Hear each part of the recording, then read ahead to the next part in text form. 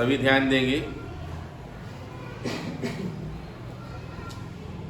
जब भी हम कोई कार्य करते हैं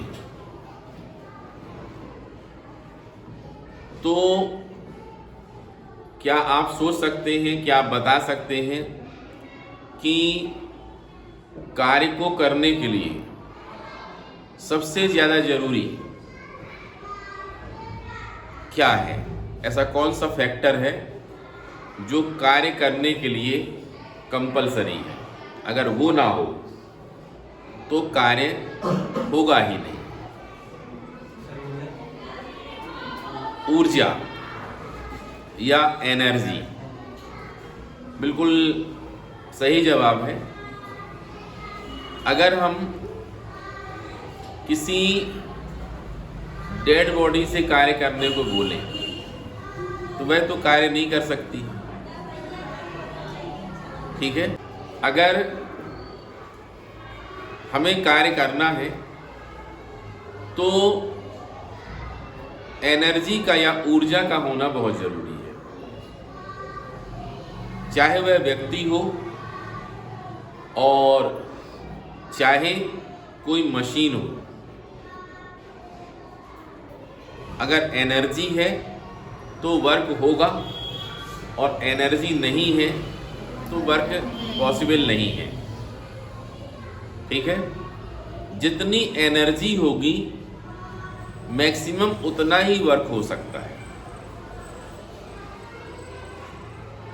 मतलब अगर कहा जाए तो हम कह सकते हैं कि कार्य करने की जो क्षमता है वही ऊर्जा है। Capacity of doing work, capacity of doing work क्या कहलाएगी? उसकी एनर्जी कहलाएगी, उसकी ऊर्जा कहलाएगी, ठीक है। तो बहुत ही संक्षेप में, बहुत ही शॉर्ट में हम ये इंट्रोडक्शन दे सकते हैं। अगर यह जानना हो कि ऊर्जा क्या है तो हमें शॉर्ट में सबसे यही रिप्लाई देना चाहिए कि कार्य करने की जो क्षमता है, ठीक है, टोटल कैपेसिटी है, कुल क्षमता है, total capacity of doing work is called energy, ठीक है। जब भी हम एनर्जी की बात करेंगे फिजिक्स में कभी भी किसी भी चैप्टर में और उसका हमें मेजरमेंट करना होगा तो हम उसके लिए किसको कैलकुलेट करेंगे? वर्क को ही कैलकुलेट करेंगे। मान लो कहा जाए कि कोई भी एक मास बॉडी रखी हुई है, अब कहा जाए कि इसकी एनर्जी कितनी होगी तो हमें कहना पड़ेगा कि उसकी एनर्जी जो होगी, उसकी जो ऊर्जा होगी वह कार्य के बराबर होगी, टोटल वर्क के बराबर होगी। और वर्क कौन सा? वर्क जो होगा वह उस बॉडी को उसकी इनिशियल स्टेज से, प्रारंभिक अवस्था से उस करेंट प्रेजेंट पोजीशन में लाने में जो करना पड़ेगा, जो हम कार्य करेंगे वही उसकी क्या हो जाएगी? एनर्जी हो जाएगी। एनर्जी बहुत प्रकार की हो सकती है। इनमें सबसे प्रमुख 11th के हिसाब से मैकेनिकल एनर्जी, यांत्रिक ऊर्जा, ठीक है। एनर्जी बहुत सारी टाइप की हो सकती है, इलेक्ट्रिक हो सकती है, मैग्नेट हो सकती है, ऑप्टिक्स में हो सकती है, लाइट में हो सकती है, प्रकाशीय ऊर्जा हो सकती है, न्यूक्लियर एनर्जी हो सकती है, ठीक है, साउंड एनर्जी हो सकती है, हीट एनर्जी हो सकती है, ठीक है ना। ऐसे बहुत सारी टाइप होंगी एनर्जी के। यहाँ पर हमें फोकस करना है मैकेनिकल एनर्जी पर। मैकेनिकल एनर्जी के कितने काइंड होंगे, कितने टाइप होंगे? 2 टाइप। फर्स्ट टाइप होगा, ये आप लोगों ने छोटी कक्षा में ही पढ़ा होगा, मैं बता सकता है, यांत्रिक ऊर्जा, यस,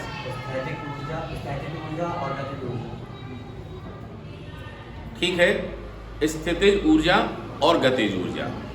मतलब पोटेंशियल एनर्जी और काइनेटिक एनर्जी।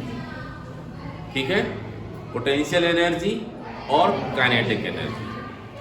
जैसा कि नाम से स्थितिज ऊर्जा वह अपनी खुद की पोजीशन की वजह से होती है। फॉर एग्जाम्पल, ये रिमोट है, ये मान लो सरफेस में है। अब इसको हम उठा करके यहाँ ले जाएं, तो यहाँ से यहाँ तक लाने में कुछ ना कुछ कार्य तो किया हमने। तो यही जो कार्य किया होगा उसमें कलेक्ट हो जाएगा पोटेंशियल एनर्जी के रूप में। ठीक है, हम चेक कर सकते हैं अगर इसके पास पोटेंशियल एनर्जी है। मान लो हम कोई पत्थर उठा लें बड़ा सा ऐसे करके, अब उसमें उसका भार ज़्यादा है, वजन ज़्यादा है, द्रव्यमान ज़्यादा है, मास ज़्यादा है उसमें, इसलिए ऊपर लाने में उसमें एनर्जी ज़्यादा स्टोर होगी, ज़्यादा कलेक्ट होगी, उसकी पोटेंशियल एनर्जी ज़्यादा होगी। अगर हम चेक करें कि एनर्जी है तो वर्क तो हो सकता है। ठीक है, नीचे हम कुछ रख दें, जैसे मान लो क्या रख दें, नारियल रख दें, बड़ा सा पत्थर हो। अब छोड़ दो उसको, जाके नारियल में गिरेगा, कार्य संपन्न हो जाएगा। ठीक है ना। तो एनर्जी और कार्य ये दोनों ही हमें एक ही मान लेना चाहिए। जितनी एनर्जी उतना कार्य होना है, इसलिए दोनों की यूनिट भी कैसी होगी, सेम होगी। जो यूनिट हम कार्य की बोलेंगे, वर्क की बोलेंगे, वही यूनिट हम एनर्जी की बोलेंगे। एनर्जी की यूनिट बोलने की कुछ खास और भी तरीके हो सकते हैं, उनकी चर्चा हम कर लेते हैं। जैसे यहाँ पर SI यूनिट की बात होती है तो क्या होता है बोलो, जूल। क्या होता है, जूल। और CGS कितना होता है, आर्क होता है। ठीक है, ये दोनों हैं और इनमें तुम्हें रिलेशन भी पता होना चाहिए। कितना होता है बताओ, 7 आर्क होता है। ठीक है, यहां पर पोटेंशियल एनर्जी या स्थितिज ऊर्जा के साथ साथ सेकंड वाली एनर्जी कौन सी होगी, गतिज ऊर्जा, काइनेटिक एनर्जी। नाम से स्पष्ट है, गतिज ऊर्जा उसकी मोशन की वजह से, उसकी गति के कारण जो उसमें ऊर्जा होगी, एनर्जी कलेक्ट होगी, उसे हम क्या बोलेंगे, गतिज ऊर्जा बोलेंगे। ठीक है, इन दोनों के लिए हमें बारी बारी से डेरिवेशन निकालने पड़ेंगे। सबसे पहले हम काइनेटिक एनर्जी पर चलते हैं। ठीक है, सर एक क्वेश्चन। हाँ बोलो। सर जैसे ये 10⁻⁷ आर्क है, तो सर एक आर्क बराबर जूल लिख सकते हैं, सबके कितने जूल? बिल्कुल लिख सकते हैं। अगर हमें लिखना है 1 erg is equal to 10⁻⁷ joule. ठीक है, इसको नीचे ले आएंगे, 1/10⁻⁷ आ जाएगा, ऊपर ले जाओ तो ये हो जाएगा। ठीक है, तो म्यूचुअली रिलेशन है, ये परस्पर संबंध होता है।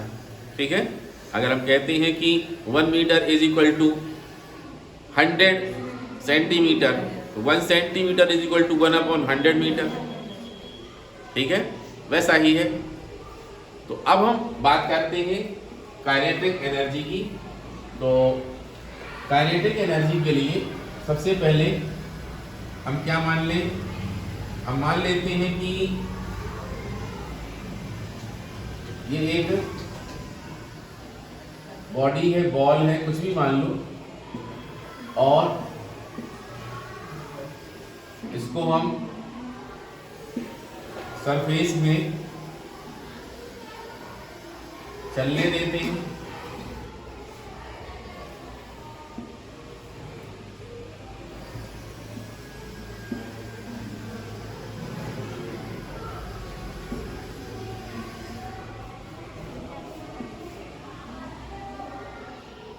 ये देखो यहां पर ये पोजीशन ए में है और ये पोजीशन बी में है, ठीक है। मान लो इसकी इनिशियल वेलोसिटी कितनी है और फाइनल वेलोसिटी कितनी है, v है, ठीक है। और जो ट्रेवलिंग डिस्टेंस है, ठीक है, ट्रेवलिंग डिस्टेंस हम s या d मान सकते हैं, ठीक है। और यहाँ पर ये जो बॉडी है इसका एक्सेलरेशन कितना मान लें हम, और इस बॉडी का मास कितना है, m मान लेते हैं। ये सब मान लेने के बाद देखो इस सब को मान लेने के बाद अगर हम by second law of motion use करें, गति का द्वितीय नियम यूज करें, तो force F is equal to कितना होगा बताओ जरा, F इंटू ए। इसमें हमें आगे चल करके ए की जरूरत पड़ने वाली है, इसलिए हम ए निकाल लेते हैं। F इज इक्वल टू कितना हो जाएगा बोलो, इक्वेशन नंबर फर्स्ट हो जाएगा। समझ में आ रहा है कि नहीं आ रहा है, पक्का आ रहा है, ये देखो, ठीक है। अब यहां पर हम बाई थर्ड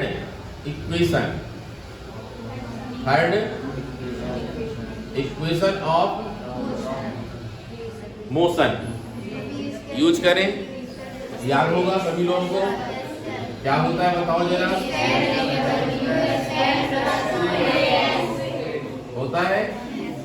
इसमें कौन क्या है ये बताना पड़ेगा अपन को। तो u इज इक्वल टू कितना है बताओ, u इज इक्वल टू कितना है, और v तो v ही है, ठीक है, और s भी s है। a तो मिल जाएगा इक्वेशन नंबर फर्स्ट से, तो ये आया अपना v square is equal to 2as,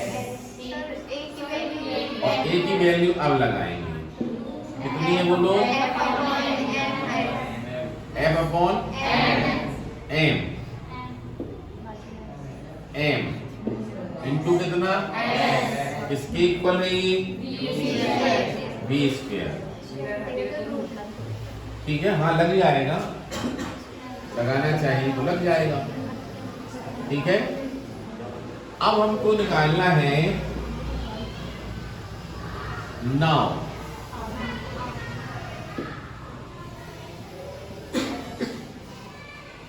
by definition of kinetic energy. Kinetic energy जो होगी ये वर्क डन,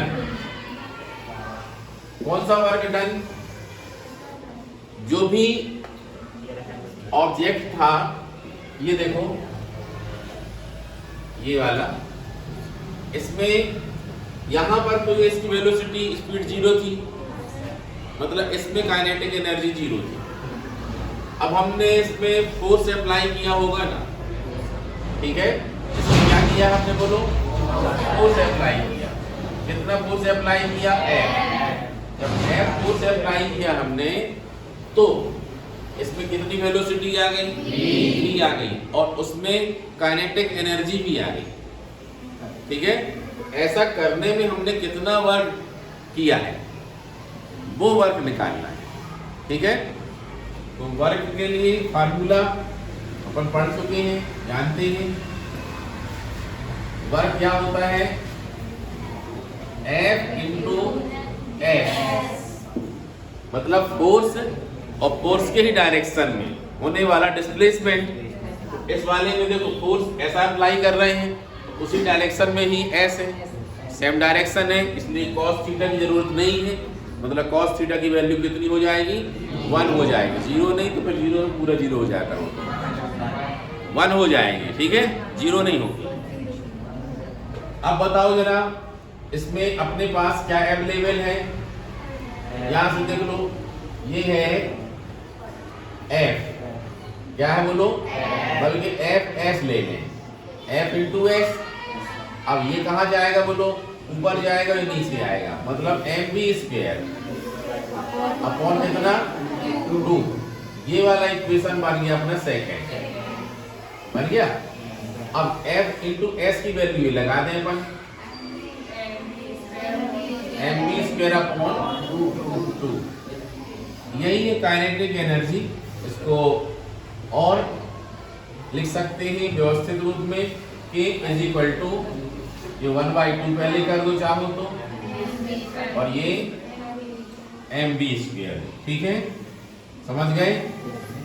इस प्रकार से ये काइनेटिक एनर्जी का फार्मूला आ गया। यहां पर हमें जूल लिख देना चाहिए, ठीक है, क्लियर है? आसान फार्मूला है, सबसे बनेगा। अब इस फार्मूले को अगर अपन ने पढ़ा है तो इसमें थोड़ा सा और आगे पढ़ें, जरा ध्यान दें। अगर हम देखें, बातें नहीं करना किसी को भी, मोमेंटम का फार्मूला क्या होता है? P is equal to m into v, ठीक है। अब अगर हम इसमें स्क्वायर लगा दें, एम स्क्वायर आएगा क्या? आगे देखो, अगर इसको हम क्या कर दें, एम बी स्क्वायर, जरा ध्यान से देखो, ये है एम बी स्क्वायर, 2 को यहां भेज दें तो एम बी स्क्वायर का मतलब कितना हो जाएगा? 2k। कितना हो जाएगा बोलो? 2k। यहां लगा देते हैं अपन, m इंटू कितना बोलो? 2k बाई इक्वेशन थर्ड, किसके इक्वल है ये बोलो? p square. तो फिर p इज इक्वल टू कितना आ जाएगा? रूट ऑफ 2mk, ठीक है, ये आ जाएगा।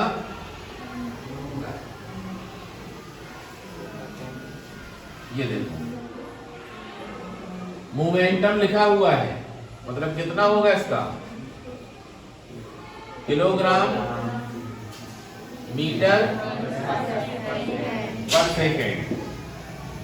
Relation between kinetic energy and momentum, संवेग और गतिज ऊर्जा में संबंध, ठीक है। अगर 2 मार्क्स का आता है या 3 मार्क्स का आता है तो ये काइनेटिक एनर्जी का फार्मूला प्रूफ नहीं करेंगी। मालूम कहता है ये वाला पूछता क्वेश्चन 2 या 3 मार्क्स का, तो हमें पहले लिखना चाहिए डायरेक्ट ये फार्मूला कि हम जानते हैं कि kinetic energy K is equal to half mv square होता है, ठीक है। और इसके बाद बाय डेफिनेशन ऑफ मोमेंटम वो लिखेंगे और ये स्टेप लिख देंगे, ठीक है, क्लियर है?